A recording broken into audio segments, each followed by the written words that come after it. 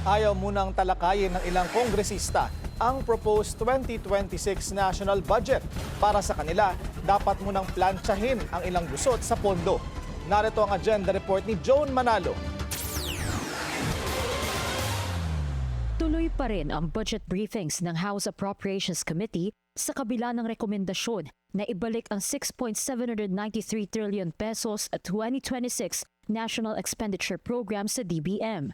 We've already also released a media advisory on this yesterday, and we've also informed all the House members that with the concurrence of the party leaders, all the budget hearings, all the Committee on Appropriations will proceed as scheduled, starting today all the way through September 16. Isa si Deputy Speaker Ronaldo Puno sa nagpapabalik ng NEP sa DBM dahil sa umano'y mga anomalyang nakadikit dito, partikular na sa proposed budgets ng DPWH, DILG, PNP at DA.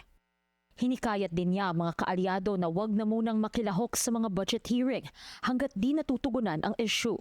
There's been enough and too much distrust already going around, especially with respect to the House of Representatives.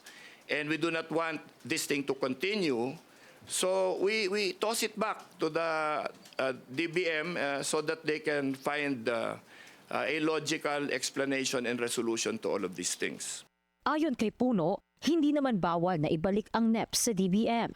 Pero ayon kay Appropriations Committee Vice Chair Jose Alvarez, ang DBM na lang daw ang pupunta sa budget deliberation ng DPWH, kasama ang bagong kalihim nitong si Secretary Vince Dizon. So na yun, para daw marinig ni Sik Vince lahat ng mga reklamo. Nang tanungin naman kung may feedback na ba si House Speaker Martin Romualdez, Siya tinawagan nila kagabi. Tinawagan din kami na tuloy na lang. Kasi kami ayaw na nun. Ayaw na manahil sana ipatuloy ito eh. Hanggang hindi nila makorek yan.